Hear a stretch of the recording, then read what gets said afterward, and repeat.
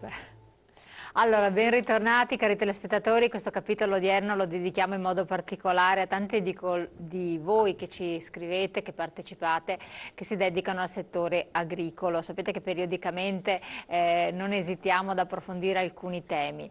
Alcuni ci hanno scritto, anche molti giovani, ci fa anche molto piacere, allora abbiamo deciso di dedicare una parte importante della trasmissione a spiegare bene, con chiarezza, con parole semplici, come ci avete chiesto, la nuova PAC, che cosa comporta, per cosa comporta per chi ha fatto delle scelte precedenti alla luce di certi tipi di prospettive che c'erano nel territorio, che adesso magari possono essere cambiate, e cercando di tranquillizzare il più possibile gli operatori del settore. Poi cercheremo anche di dare delle risposte per quel che riguarda i giovani agricoltori, quali sono le aspettative, che cosa si prospetta, e poi in termine due parole per quel che riguarda il rischio idrogeologico, i danni subiti nel settore agricolo importantissimi, perché la CIA di Padova, che è nostra partner in queste iniziative, si è mossa in modo molto forte e importante per cercare di sollecitare la Regione per vedere che margine ci può essere di risarcimento. E qui puntini puntini, perché ve lo racconteranno i nostri ospiti, che vi presento subito. Ben ritornato Roberto Betto, presidente della CIA di Padova, grazie di essere qui con noi. Buongiorno a tutti. E ben ritornato anche al direttore Maurizio Antonini, grazie anche a lei buongiorno ai nostri telespettatori. di supportarci. Allora, incominciamo prima con l'aspetto da chiarire della nuova PAC. Probabilmente perché c'è tanto da leggere, giustamente c'è stato un telespettatore che ci ha scritto un papiro, ci ha mandato allegati su allegati e ha detto: ma spieghiamolo con parole semplici, in modo che tutti quanti noi, anche chi è anziano, possa comprendere bene e soprattutto capire che prospettive ci possono essere. E se è vero, e questo mutuo una domanda che stavo guardando prima tra le mail ricevute, che poi i soldi non ci saranno più. Terminata quest'ultima ondata non ce ne sarà più per niente. E quindi un imprenditore agricolo che tipo di idee deve farsi? A lei l'ardua risposta. Dunque la nuova PAC potenzialmente può essere anche uno strumento di integrazione al reddito per le aziende. In questa nuova figura, in questi futuri 5 anni dal 2015 al 2020, vede come protagonista reale l'imprenditore agricolo a titolo principale. Comunque, diciamo tutti quegli agricoltori che praticamente vivono di agricoltura.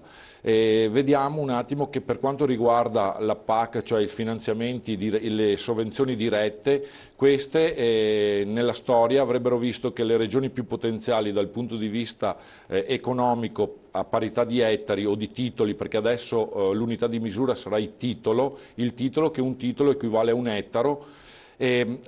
C'è un mescolamento a livello nazionale, la Regione ancora non riesce a prendere posizione per valorizzare quello che è il territorio veneto.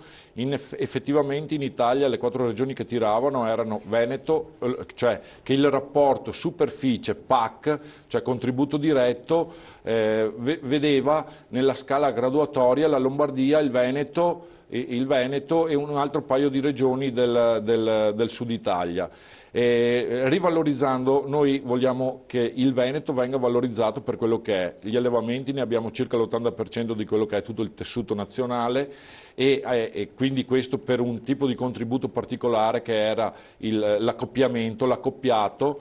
Però noi come CIA vogliamo difendere anche i piccoli imprenditori, perché con la nuova PAC sembrerebbe che vorrebbero chi è sotto i 300-350 euro, cioè all'ettaro, con un valore della PAC vecchia, cioè di quella antecedente a questa che andrà in campo dal 2015, praticamente avremo una porzione di piccoli imprenditori o amanti dell'agricoltura che verrebbero cancellati da quello che è il programma nuovo della nuova PAC.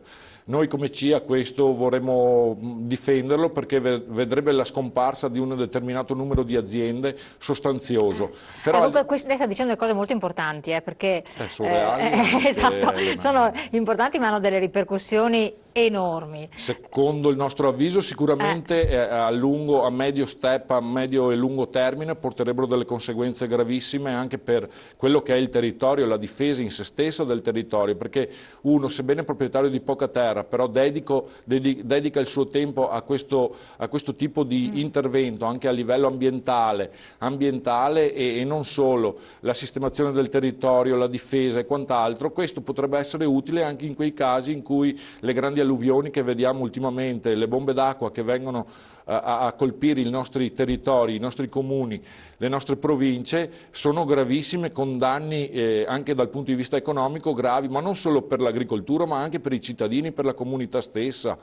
E quindi eliminare, però il mio concetto non è tanto riferito, è riferito che se loro mi danno un valore a questi imprenditori, cioè con il titolo i 350 euro, mi devono spiegare bene se è rapportato alla vecchia PAC o alla nuova PAC, perché altrimenti mi vanno a scomparire anche quelle aziende di 1,5 ettari, 2 ettari, e io sicuramente su questo non condivido, non sono Che d'accordo. erano state tutelate comunque in precedenza, che avevano avuto un occhio di riguardo e che si prevedeva potessero avere ulterior margine, no? Erano quelli che hanno dato linfa vitale anche a nuove intraprese sostanzialmente. Esattamente, questo possono essere quei trampolini di lancio per entusiasmare le persone a continuare nel settore, vista la crisi economica che stiamo vivendo, e quindi la necessità di crescita, di occupazione, di lavoro, di creare, ma soprattutto noi abbiamo una necessità, la popolazione mondiale aumenta e l'agricoltura è quella che tutto sommato sfama il mondo. E per quanto riguarda la PAC c'è un bellissimo individuazione dell'agricoltore attivo, ma soprattutto dei giovani. Investire sui giovani vuol dire la continuità e portare avanti tutte le storie che sono state fatte negli anni e quindi sperare in un futuro migliore. Direttore, questi temi, giustamente poi chi è dall'altra parte dice sì, ma in Europa, noi Italia con delle nostre peculiarità, perché poi non sono solo del Veneto ma di altre regioni d'Italia che hanno presentato anche delle istanze molto dure, le regioni del centro Italia si sono viste bastonate con questa nuova PAC. Che parola abbiamo avuto, quanto abbiamo contato, se tutti i provvedimenti sembrano essere presi per certe tipologie agricole che qui insomma sono più rare. Bisogna dire una cosa importante, per fortuna abbiamo ancora qualche politico che di agricoltura ne sa e ne sa parecchia. Mi riferisco a De Castro, che in questi anni ha portato a Bruxelles le varie esigenze del mondo agricolo. La nuova PAC era iniziata male, molto male per l'Italia, che ci vedeva penalizzati, molto penalizzati per una politica unitaria sui 22 paesi che compongono la comunità. Per merito suo, per merito dell'Italia, per merito anche di molti parlamentari europei siamo riusciti quantomeno a salvaguardare l'agricoltura e salvaguardare gli importi assegnati all'Italia. C'è una riduzione sicuramente del 10% rispetto agli importi successivi. 52 miliardi di euro è l'importo complessivo che la nuova PAC darà complessivamente all'Italia, sia per quanto riguarda i pagamenti diretti, sia per quanto riguarda lo sviluppo rurale. Penso è tanto che questo, e poco, che cifra è questa spiegata in soldoni? Spiegata in soldoni è una riduzione del 10% rispetto alla precedente programmazione 2006-2013. Poi però ci sono i programmi regionali. Ecco, quindi a livello regionale noi dobbiamo capire quanto riusciamo a portare a casa come Veneto. Lo ha detto bene il Presidente, per quanto riguarda i pagamenti diretti c'è una flessione di circa 150 milioni di euro nei 5 anni della politica agricola, e quindi siamo riusciti in questo caso a tamponare l'emorragia, anche se ricordo che il Veneto insieme a altre 3 regioni, Lombardia, Basilicata e Puglia, sono regioni che perdono di più rispetto a questa nuova PAC. Però riusciamo a recuperare un po' di più sullo sviluppo rurale, altri circa 70-80 milioni. Sviluppo rurale vuol dire sono tutti quei finanziamenti che vengono dati alle aziende agricole per gli investimenti. Quindi circa 1 miliardo e 700 milioni sui pagamenti diretti come Veneto e circa 1 miliardo e 850 milioni sugli investimenti aziendali per le aziende agricole. Ora invece c'è da batterci per dire a chi andranno questi finanziamenti, e quindi questa è la vera politica che noi dobbiamo mettere in campo come organizzazioni agricole, ma anche come Veneto. Che idea si è fatta lei, Presidente, di queste delle future, diciamo così, elargizioni, come dovranno essere effettuate, che criteri, che possibilità ci potrebbero essere? Noi oggi siamo comunità europea e quindi le scelte che vengono decise a Bruxelles dobbiamo un attimo adeguarci. Io la considero la nuova PAC probabilmente anche uno strumento che ci può far crescere, però dobbiamo riconoscere che la burocrazia ci sta opprimendo, quindi se queste opportunità sono snelle, sono veloci, sono appetibili un po' per tutto il settore, sicuramente non farà del male. Facciamo parte di una squadra, oggi si ragiona anche a livello europeo del noi, e noi come CIA pensiamo addirittura che ormai faremo un passo in più, arriveremo al noi altri, e di conseguenza l'opportunità la dobbiamo saper cogliere purché sia snella e la burocrazia non opprima e non ci condizioni nella nostra vita quotidiana di operatori del settore agricolo.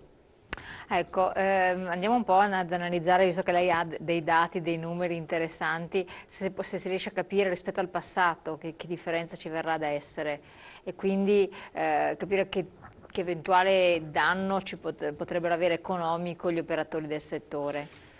È una domanda molto impegnativa, perché intanto bisogna che noi capiamo a chi andranno questi soldi. Noi pensiamo che questi soldi dovrebbero andare in primis alle aziende agricole, a quelle che fanno agricoltura. Che fanno agricoltura. Già la comunità ci dice, ci dà una blacklist, cioè una lista nera infatti, di quelli che non andranno comunque a percepire il contributo. Sono aziende che hanno aeroporti, campi da golf, eccetera. È anche corretto questo? Ma io penso che sia non solo corretto, ma anche una cosa di equità e giustizia. Esatto. Penso che a questa lista l'Italia dovrebbe avere anche il coraggio di aumentare questa lista anche ad altri soggetti che non, che non sono agricoltori. Mi riferisco alle banche, mi riferisco alle compagnie assicurative, mi riferisco a quei enti anche pubblici e non pubblici che non si dedicano in maniera principale all'attività agricola, che però riescono con la loro attività oggi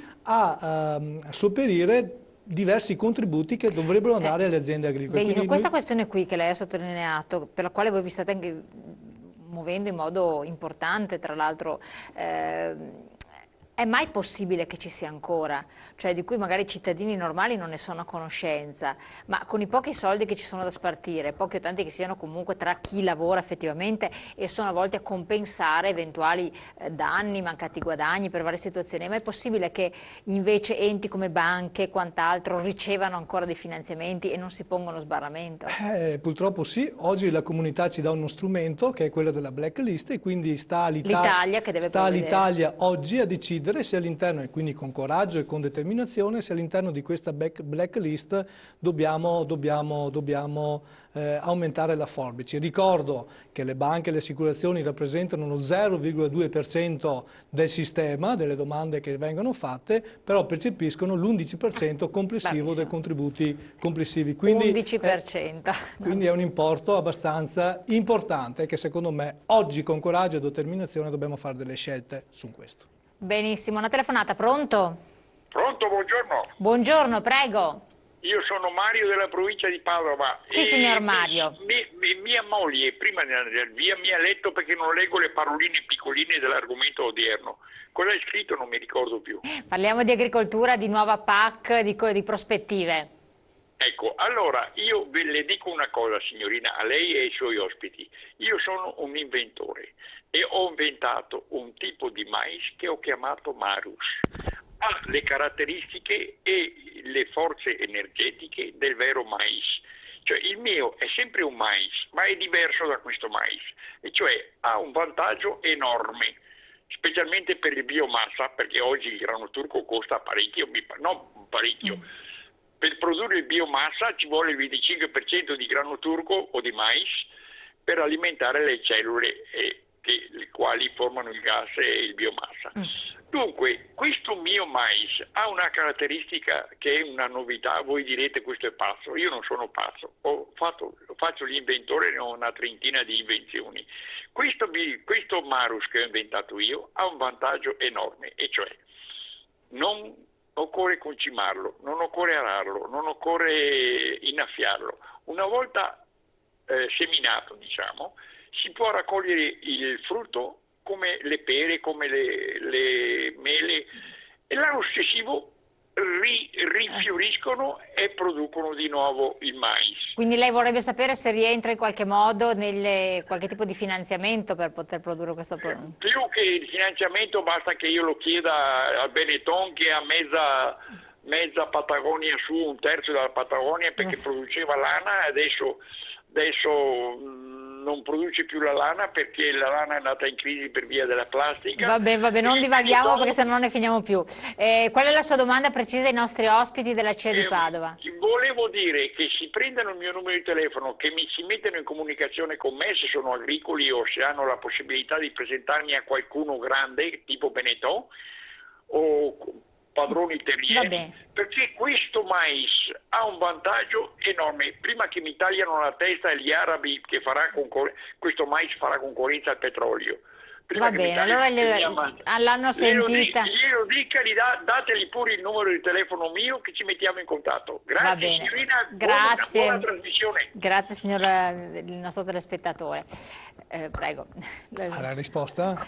Beh, prendiamo nota e poi vediamo. Esatto. Poi vediamo. No, ringrazio il nostro telespettatore. No, per le produzioni un po' particolari, al di là di questo magari può essere innovative, eccetera. Attenzione, perché noi sappiamo c'è già stata una sentenza da parte del TAR del Lazio per no OGM, e quindi non so se questo mais ricada tra i mais OGM oppure no. In Italia non è possibile la coltivazione di OGM, e quindi non è possibile. Dobbiamo verificarla, ma voglio dire, se non è così, se questo mais non è OGM, ben venga, voglio dire, queste novità, insomma. Infatti, senza dubbio.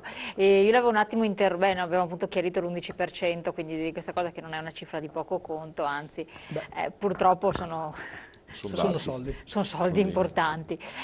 Occorrerebbe che lo Stato legiferasse a questo punto, bisogna che intervenisse, quindi voi dovreste fare anche delle petizioni, dei comunicati stampa, delle pressioni particolari.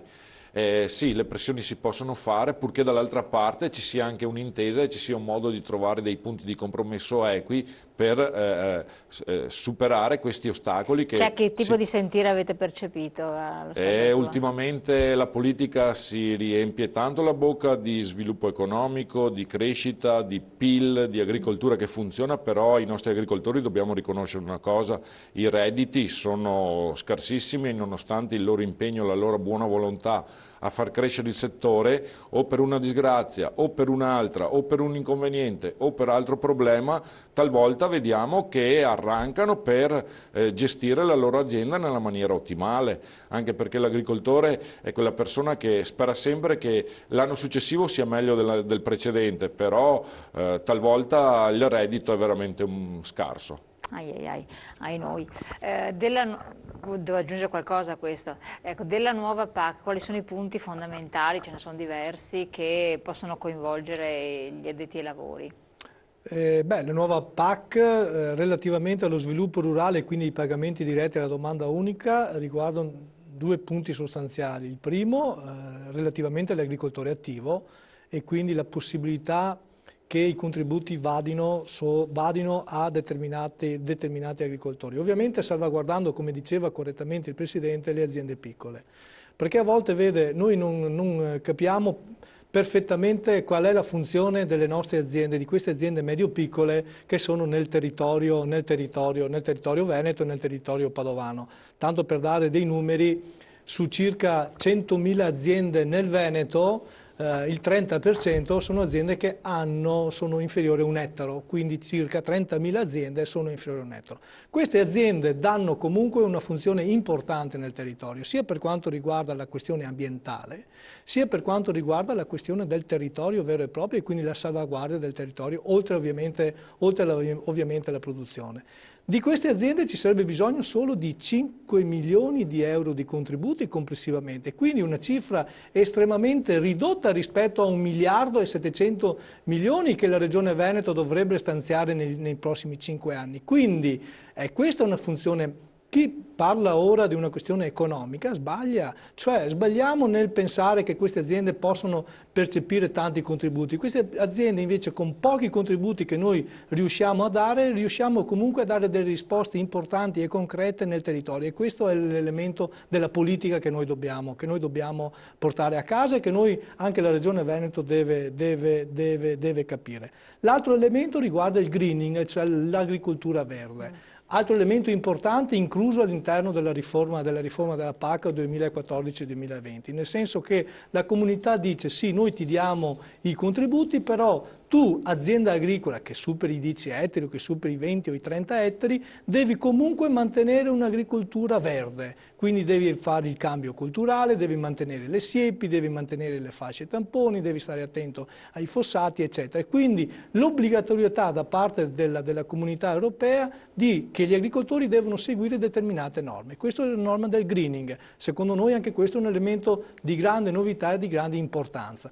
L'ultimo elemento, ma per chiudere, è la questione dell'accoppiamento. È un termine un po' difficile da spiegare, ma alcuni settori devono essere salvaguardati, tanto per capirci. Secondo noi nel Veneto uno dei settori che deve essere maggiormente salvaguardato è il settore della zootecnia da carne e la zootecnia da latte. Per questo motivo la Regione Veneto deve battersi all'interno della conferenza Stato-Regioni per portare a casa più contributi possibili alle nostre aziende zootecniche, che sono aziende importanti e polmoni importanti per un'agricoltura competitiva nel Veneto e nel nostro Paese. Perfetto, dopo do la parola anche al Presidente, andiamo subito in pubblicità, poi ritorniamo insieme.